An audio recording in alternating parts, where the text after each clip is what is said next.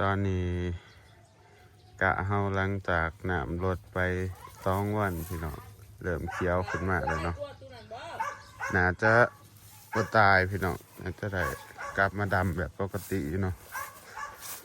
เริ่มมาเขียวคือเก่าเพราะว่ามือมันถ่วม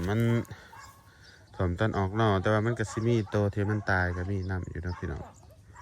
ตัวมันหล่มแบบว่ามันมางามนะหัวมันซักขี้ตมลงอย่างนี้นะหนาถึกน้ำพัดก็ยังอยู่ไปพี่น้องมือนี้สิพาไปหาหน่อไม้เนาะอยู่ป่าไม่ได้ไปโดนแล้วพี่น้องเลยตอนนี้หน่อไม้ยาวเบิดละก็ได้ว่าสิออกไปหาซับหน่อไม้ไว้ต้มกินอันนี้ก่อนออกไปก็สิไทยกะให้เบิ่งดีกาสิพาไปอัปเดตหน้าบางกอกเลยเนาะที่น้องน้อยๆไปว่านไว้ไปทางนั้นน้ำฝนนะเมื่อนี้ไปหาหน่อไม้ก็ซาบอบซาตีบไปกันน้องสุรัตน์สบายดีไปย่างเฮาหาซับหน่อไม้เอาไว้ต้มก่อนซับมาไว้ต้มได้ร้ายโดดหักจักสิไหลจักบ่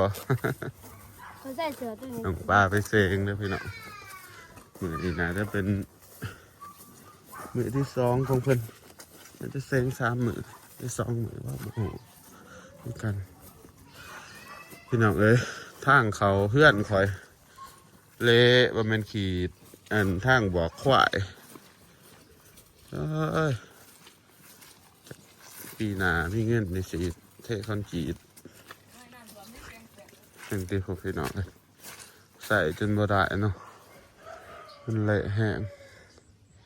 ขี่ซาเล้งไปในแบบก็แต่ยามฝนมาอยากไปใส่มาใส่ทางเขาเพื่อนกับเปื่อน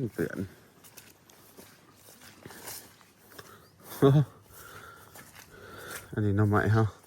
ความจริงหน่อไม้เฮาก็มีพ่อแกงนะพี่น้องแต่ว่าเฮาสิไปหามาต้มเนาะเอามาต้มไว้กินกับปนกับแก้วครับดีกว่าอยู่เพื่อนซื่อๆพี่น้องบ่มียังเฮ็ดบ่ทันได้ดำหน้ากับบ่มีเวียคือจังซี่ล่ะอยู่ซื่อๆเดี๋ยวเพิ่นอันนี้พี่น้องเพิ่นตกกะว่านกะอยู่อันนี้ว่านกะเพิ่มด้วยนี่ไม่ยืนแท่งหนาโคตรเลยแบบเขาเพิ่นนี่กะนี่ก็น่าจะบ่งามเนาะขึ้นมาแต่ว่ามันแบบตอนดกนะพี่น้องถ้าผู้ใดเคยเห็นน่าจะหูดีเนาะขันกะดกยากนี่โอ้ยเมื่อยแล้วขันกะดกยากสามมันสิได้นะเห็นบ่น่าจะดกยากเลย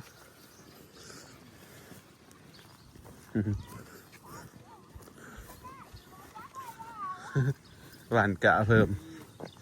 อันนี้ว่านเพิ่มบ่นี่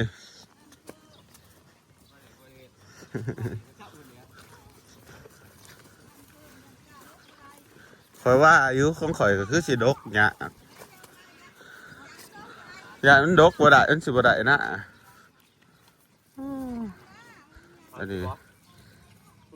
เขาจะเอาหายว่าดีเขาตัวเองโอ้เขาหายบ้านนี้เขาเองแหละ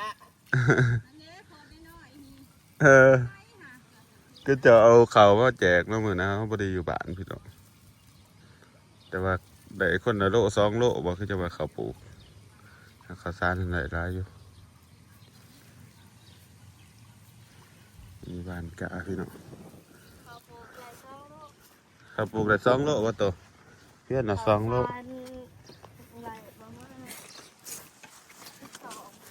ไปพี่น้องสิหาซับมาใหม่มาหลายๆที่สิพาไปเบิ่งกันหน้าหวานปลาซุปเนาะมันสิเกิดที่บอกว่าหน้าตรงนั้นมันไก่นำน้องแล้วมันถ่อมก้อนหมูตลอดพี่น้องเลยว่าสิพาไปเบิ่งเห็ดปีนี้ปีกลับมาเห็ดหน้าทงนี้ย่ำไรแบบว่าน้ำถ่อมย่ำนั่นพี่น้องเพราะว่าตั้งแต่ปีผมบ่เคยเห็ดบ่ได้เห็ดมัน4-5 ปีแล้วพี่น้องถิ่มไว้เพราะว่ามันน้ำมันถ่อมก็ได้แบบบ่มีกำลังใจเห็ดนะเห็ดกระติบไปซื้อจะได้ว่ากลับมาเห็ดปีนี้กระถ่อมมีพี่น้องเลยจืดไหวอย่าเห็ดมันจะเชื่อนะตรงนี้น้ำตึงสิบ่ถ่อม ถ้าพี่น้องมาเบิ่งหน้าบ้านเขาเนาะอันนี้หน้าบ้านเขาเจ้าตายเบิดเนาะบ่เกิดพอดีเนาะตรงแม่พี่น้องเขาเจ้าบ้านเขาไว้แล้วน้ำมันมาท่วมแค่สิคิดว่าน้ำสิท่วมแต่พอปีเนาะท่วมแบบบ่เกิดเลยบางไงตนเขาเจ้า อย่างเมื่อวานใหม่เห็ดใหม่แล้วนี่บางคนก็สิทิมเลยดิมาเห็ดใหม่มันก็มาท่านฤดูกาลมาแต่พี่น้องมาขอดีมาเบิ่งหน้าบอสุกพี่น้องเลยอันนี้คือหน้าอีกทงหนึ่งเนาะหน้าทงนี้บ่ค่อยได้เห็ดเพราะว่าน้ำมันท่วมพี่น้องก็เลยบ่ได้เห็ดจักเถื่อมาเห็ดปีนี้ก็น้ำท่วมซะ บอกแล้วว่าอย่าเฮ็ดอย่าเฮ็ดเฮ็ดแต่น้ำมักท่วมเด้เข่าของพี่น้องกะน่าจะบ่ตายเนาะน่าจะฟื้นขึ้นมาได้อยู่พี่น้องนี่เขาหน้าบ้านเขาเด้อพี่น้องน้อยๆมาเฮ็ดเนาะก็อีพอน่าจะพอได้เกี่ยวอยู่มั้งขันมันบ่มาอีกขอบซองอันน่ะมาถ่วมอีกขอบซองก็น่าจะบ่ได้กินหยังเลยพี่น้องน่าจะแบบถิ่มเลยวันเกิดแน่วันบ่เกิดแน่เนาะเฮ็ดเที่ยงอยู่นี่เนาะ อันนี้ทางแตก อยู่นี่ไปกับสาวโดสาวติ๋วสบายดี ไปดีเด้อพี่น้อง พัน หน้าข่อยตายเบิดพี่น้อง ไปทุกเมื่อปักกูเมื่อ เพิ่งเนี่ยเขาฮะ ทางแตกหลายเนาะ ชุ่มบอลมันบ่เกิดกับเป็นเดินอยู่เนาะอันนั้นบ่เกี่ยวกับน้ำท่วมพี่น้องแต่เป็นน้ำมาหวานถ้าน้ำท่วมก็สิเป็นชุ่มนี้เห็นไหมแต่ตายน้ำก็มีอยู่พี่น้องเลยวันน่ะมันแส่ป๊าดตัวนี้แห้งเป็นเป็นเดินอยู่เขาตายจนเบิดพี่น้องหน้าเขามันบ่เพียงแน่เนาะเกิดน้ำมาท่วมแนวนี้มันก็เลยแบบอันตายเบิดซ้ำ เป็นเฟืองฟังเบื้องนู่นแน่นี่ก็เขียวอยู่เห็นป่ะแต่พออันนี้เป็นไรตัวใบมันนู่นตัวแรกมันลุบขึ้นหน้าให้นี่กะยังเดือดแต่ตอเนาะเห็นได้เขาเห็นป่ะยังเดือดแต่ตอพี่น้อง หอยบ่เป็นหอยหรอกมันเปื่อยแต่ก็หอยก็กินน้ำแน่ก็เลยมุนจนเบิดพี่น้องเอ้ย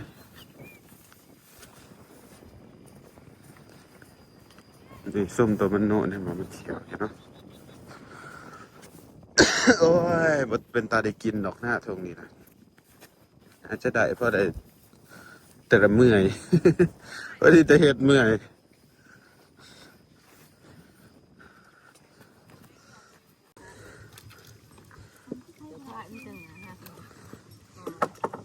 ขามเหือไปพี่น้องมันจะพากันไปหาหน่อไม้ ใครอยากบัวไหลบัวต่อเอาบัวเลยบัวอ้าวลาด มือนี้ไพ่สีซับหลายร้ายแข่งกันเด้อ มาหลับนอนหลุดเนาะ ซับไพ่ซับมัน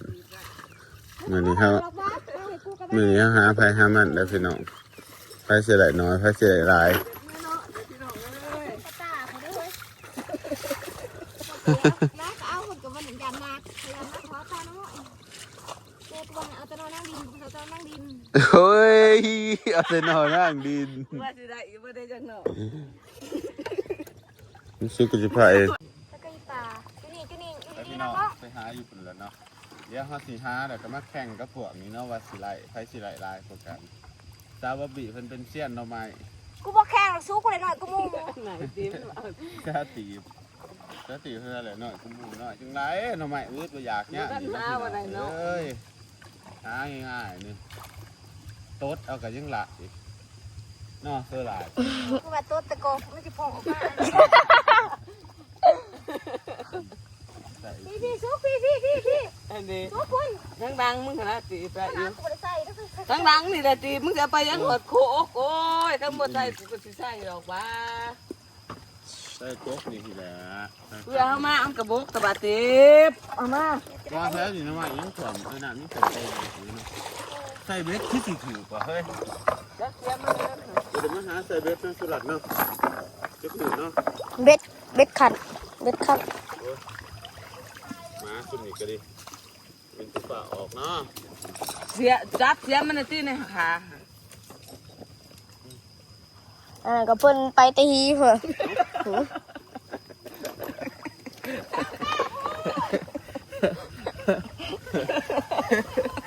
เชื่อหลาดสมน้ำหนาของแน่ไปแต่คนเดียวเจอได้เงินต่อเคย พอมีดอก พี่น้องขึ้นไปดงผุนเลยเนาะขึ้นไปตบผู้ผู้เอาอีซบเรา แกมันเศร้าถ่าย มึงเสาหรือเปล่า ยังถ่าย ใช้กระตามันมึงลืมกระตาเพราะอะไรล้างตางน้ำถมลงแล้วก็หญ้าควายหญ้าง้อก็ให้กินยากเลยพี่น้องขี้ตมมันโอบเนาะมันเป็นสีขี้ตมขี้เท่าๆการน้ำก็สูงเติบแล้วพี่น้องเอ้ยแม่เบิ่งตามกกใหม่ก็น่ามันจะเห็นการน้ำห้อยน้ำถ่วมประมาณนี้หญ้าแย่ก็ต้องทาหลายอาทิตย์เติบให้ฝนมันตกมาสะร่างขี้ตมมันจังสีพอกินได้เนาะข่อยงัวก็ได้เนี่ยนี่มันก็กินยากนะมีแต่ขี้ตมเราจะไปหาหน่อไม้อยู่เทิงดงเนาะพี่น้องเดี๋ยวเขาสิภาพไอ้เบิ้งบอนที่แบบว่าขันเวลาน้ำถ่วมคนบ้านบาซุกเขาจะไปพักอยู่ใส่เนาะก็คือยีลงตัวนี้แล้วพี่น้องขันเวลาน้ำถ่วมแห้งๆจนแบบผมมีเพื่อนอยู่ชาวบ้านก็เลือกที่จะขี่เรือมาพักอยู่แถวนี้เนาะเพราะว่าดงบ่อนนี้นะมันบ่ถ่วมพี่น้องเขาจะกระสิย้ายมาอยู่แถวนี้เลยก็เสียชีวิตจนหนามันบกผู้ใดจนกราบลงไปเหือนขึ้นเนาะกาบาหนามันบกเขาก็ลงไปสินะควายงัวที่เขามาเอามาเวลาน้ำถ่วมเขาจะกระสิเอามาเลี้ยงอยู่นี่แล้วพี่น้องอยู่ตรงนี้เนาะอยู่ข้างบนข้างเทิงนี่แหละมันสูงกว่าหมู่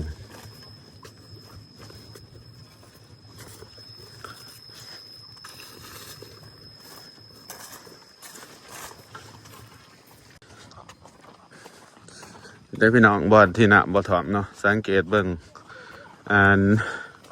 หญ้ามันจะเขียวมันเนี่ยมันสิสูงขึ้นไปทางนั้นเลยเนาะชาวบ้านก็เลยเลือกที่จะมาอยู่ลบภัยอยู่บอนนี้พี่น้องตอนน้ำถ่วมแห้งๆเนาะแต่ว่าหอบที่มันถ่วมละสุดคือมันถ่วมน้อยเดียวพี่น้องสมหอแถวนี้แล้วเนาะเบิ่งห้อยกับหูเลยพี่น้องสีหญ้ามันก็ต่างกันเนาะมันจะสีเขียวต่างกันส่วนลงแนบลงไปในสิเขียวสีแบบถ่วมจนเบิดนะแถวนะท่านฟังนะพี่น้องเห็นป่ะ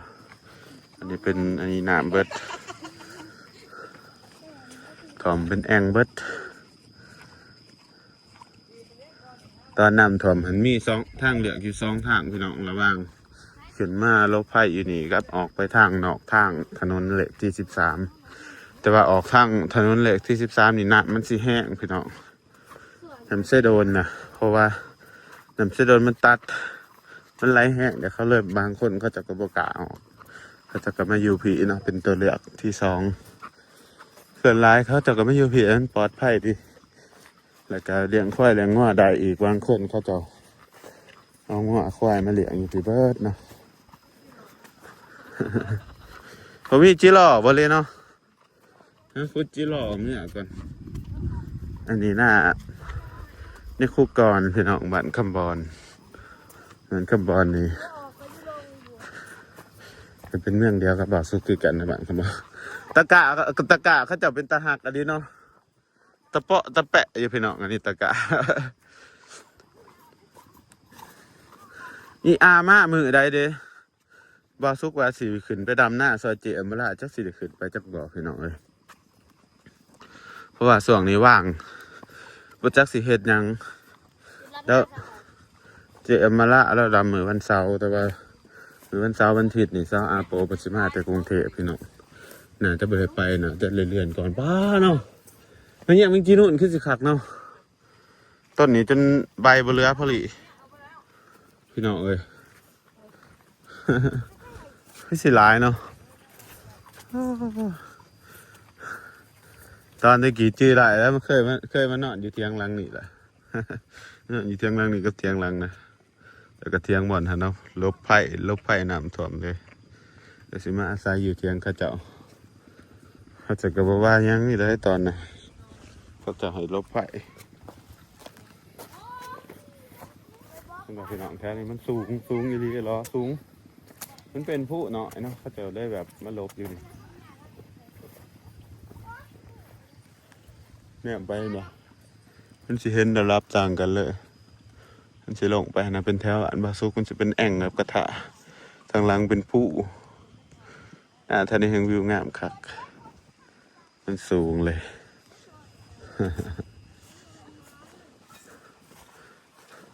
เป็นสีดำนะอะไรได้ดิ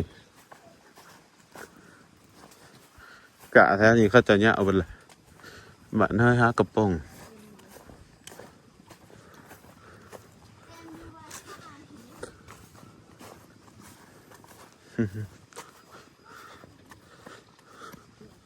นี่แหละพี่น้อง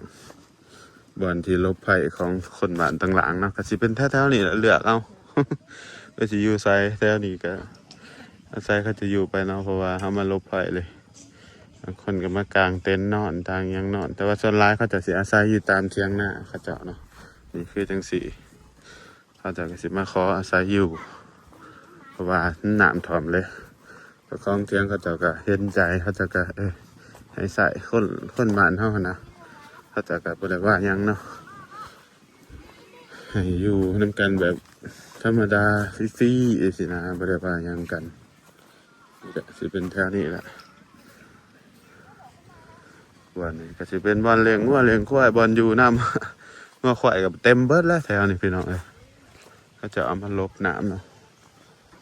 บ้านได้เคยนำของดิจิเขาใจดีพี่น้องยุ่งยากครับแต่ว่าดีที่บ้านประสุกมันมีบอลลบไผ่จะชนะเวลาน้ำท่วมมันก็ขึ้นมาที่ได้ขึ้นมาบอลสูงหลายมันก็ได้แบบว่าจะสิ้น ไปพี่น้องแล้วเราไปหาหน่อใหม่ก่อนเด้อวันนี้คลิปนี้เราก็จะเบิดเพียงสมีเนาะได้ถ่ายให้พี่น้องเบิ่งเขาน้ำ3 ปลาหลังจากน้ำลดแล้วก็ได้ถ่ายเห็นที่ลบไผ่แถวนี้แม่นเบิดแต่พี่น้องบอลลบไผ่ของคนบ้านต่างหลังเนาะแต่ว่าเป็นหน้าเขาเจ้าและหน้าบ้านคำบอนหน้าบ้านหัวผู้แต่ว่าเขาเจ้าก็บ่ได้ว่าหยังกันหรอกพี่น้องเวลาเขามาพักมันยังเวลาน้ำท่วมนะลบไผ่ว่าสนใจพี่น้องเลยบางคนก็ไปพักเที่ยงพี่น้องพี่นุ่ง บางคนก็ไปพักเพื่อนพี่น้องพี่นุ่งแล้วแต่นะพี่น้องแยกย้ายกันไปคนในบ้านบาสุกนะแต่ว่าเพื่อนบาสุกนี่เคยมาพักอยู่นี่เทื่อนึงตอนปี2014มั้งแต่ว่า2019นี่ตอนถ่วมล่าสุดนี่อีเมลออกไปข้างนอกเนาะไปนอกทาง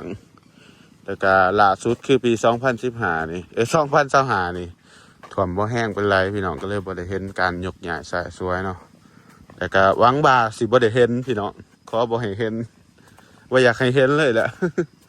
ว่าอยากให้มันถ่วมหลายนะพี่น้องเลยกันเห็นการยับย้ายสายสวยคือแบบระดับถ่วมรังคาเลยพี่น้องจึงได้ย้ายไปเจอกันใหม่คลิปหน้าเด้อพ่อแม่พี่น้องขอตัวไปหาหน่อใหม่หน่อมีก็เลยหากินหาหน่อใหม่มาต้มกันบ๊ายบาย